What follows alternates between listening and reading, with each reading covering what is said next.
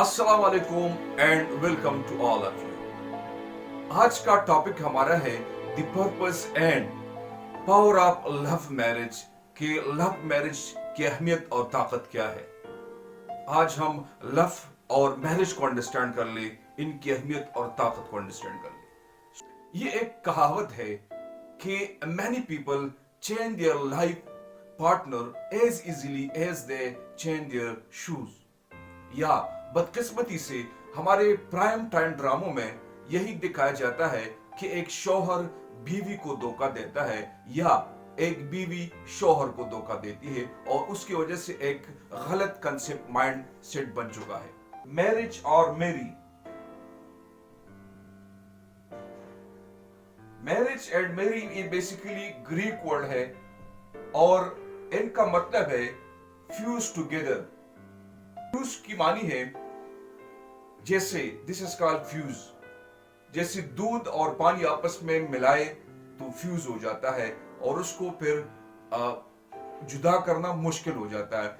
इसलिए भी आज हम अंडरस्टैंड कर ले कि वाकई मैरिज की अहमियत क्या है, ताकत क्या है और लव की ताकत और अहमियत क्या है। अगर हम इन चीजों को अंडरस्टैंड कर ले, इनकी बिहाइंड साइकोलॉजी को अंडरस्टैंड कर ले, तो हम समझ सकते हैं कि वाकई रिश्ते को कैसे हम मजबूत कर सकते हैं, रिश्ते की अहमियत को कैसे हम समझे, कैसे अंडरस्टैंड कर ले। मियाँ बीवी के दरमियान तलाक क्यों होती है, रिश्ते क्यों टूटते हैं, वो कौन से वजूहात हो सकते हैं, इस पे मैं बात करता हूं। यहां पे मैं लिखता हूं 1% वजूहात की बात होती है। वजूहात, रीजंस 1% लिखता हूं और यहां पे मैं लिखता हूं 99%।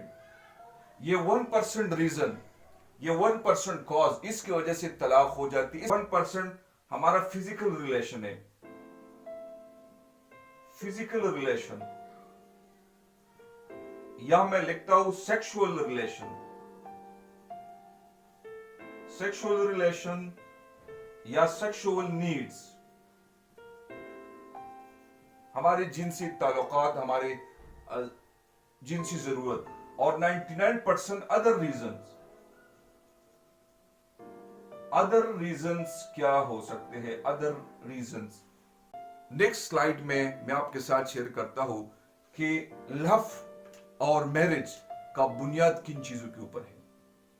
अगर हम उन चीजों को कंसिडर कर ले, उन चीजों पे हम अगर तवज्जो दे, तो मैं समझता हूं हमारे रिश्ते मजबूत हो सकते हैं। मियाँ बीवी के दरमियान मैं समझता हूं कॉन्फ्लिक्ट ही नहीं आएगा, और अगर कहीं कॉन्फ्लिक्ट भी आए तो अपने कॉन्फ्लिक्ट को रिजॉल्व कर सकता है, सॉर्ट आउट कर सकता है। यहां पे मैं लिखता हूं कि लव का बुनियाद किन चीजों के ऊपर है, या लव मैरिज को हम कैसे कामयाब कर सकते हैं, या किसी भी रिलेशन को हम कैसे कामयाब कर सकते हैं। लव क्या है बेसिकली? लव एक ऐसे एहसासात और जज्बात जो आप खुद भी फील करते हो और आप किसी को रियलाइज कर सकते हो कि वाकई मैं आपके लिए फीलिंग्स, इमोशन रखता हूं। लव का बुनियाद किन चीजों के ऊपर है? जब मैं बात करता हूं लव मैरिज, लव का बुनियाद किन चीजों के ऊपर है और मैरिज का बुनियाद किन चीजों पर है। फर्स्ट हम डिस्कस करते हैं यहां पे लव मैरिज। तो फर्स्ट आ जाता है ट्रस्ट। अगर रिलेशन में, अगर मां बीवी के आपस में एक दूसरे के ऊपर ट्रस्ट हो, कमिटमेंट हो, यानी एक दूसरे के साथ कमिटमेंट हो कि वो म्यूचुअल अंडरस्टैंडिंग से इस मैरिज को कामयाब करेगी। क्योंकि मैरिज इज लाइक एक इंस्टीट्यूशन, और इंस्टीट्यूशन में लोग लर्न करते हैं, सीखते हैं, इंस्टीट्यूशंस के गोल को अचीव करने की कोशिश करते हैं। तो अगर आपस में कमिटेड है दोनों पार्टनर्स, तो मैं समझता हूं ये, और इस तरह रिस्पेक्ट, जहां कहीं पे भी रिस्पेक्ट हो रिश्तों में, ये बहुत जरूरी है। हम जब इंसानों को वैल्यू देना शुरू करें, तो मैं समझता हूं हम किसी की दिल में जगह बना सकते हैं और रिश्ता मजबूत हो सकते हैं। यहां पे बात हो रही है हस्बैंड एंड वाइफ। अगर हस्बैंड और वाइफ एक दूसरे को रिस्पेक्ट दे, एक दूसरे को वैल्यू दे, एक दूसरे को इज्जत करे, तो मैं समझता हूं ये लव मैरिज कामयाब होगा। यहाँ पे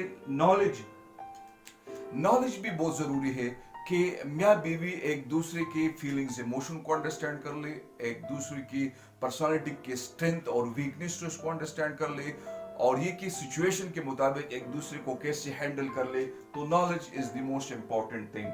और आखिर में जो टॉप पे है दैट इज पेशेंस। पेशेंस का मतलब यह है कि रिलेशंस में कॉन्फ्लिक्ट भी आ सकते हैं, कुछ भी हो सकता है। अगर हम पेशेंटली, अगर हम उन चीज़ों को टॉलरेट कर ले, तो मैं समझता हूँ हमारी मोहब्बत बढ़ेगी और जो लव मैरिज है वो कामयाब हो सकता है। मैरिज का बुनियाद किन चीज़ों के ऊपर है? और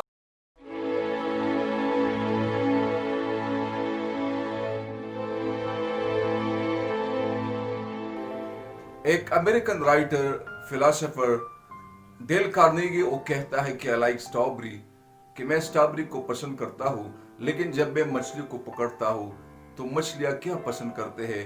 मछलियाँ स्ट्रॉबेरी पसंद नहीं करते, मछलियाँ कीड़े पसंद करते हैं, इसलिए मैं कीड़े डालता हूँ तो मछलियों को पकड़ सकता हूँ। एक हस्बैंड अगर बीवी के नीड्स, कंसंट्रेशन, एहसासात और जज्बात को समझे कि मेरी बीवी क्या चाहती है, तो मैं समझता हूँ वो अपनी बीवी का दिल जीत सकता है। और अगर एक बीवी अपने हस्बैंड की फीलिंग्स, इमोशन, एहसासात, जज्बात, नीड्स, कंसिडरेशन को अंडरस्टैंड करने की कोशिश करे, तो मैं समझता हूँ वो बीवी अपने हस्बैंड का दिल जीत सकता है और ये रिश्ता मजबूत हो सकता है। तो हम अगर एक दूसरे को वैल्यू दे, तो मैं समझता हूँ हमारी जिंदगी खूबसूरत हो सकती है, हमारे रिश्ते खूबसूरत हो सकते हैं और हम जिंदगी को पुरसुकून बना सकते हैं। अपने आप का और अपने गिर्द नवाह के लोगों का बहुत ख्याल रखिए। वस्सलाम।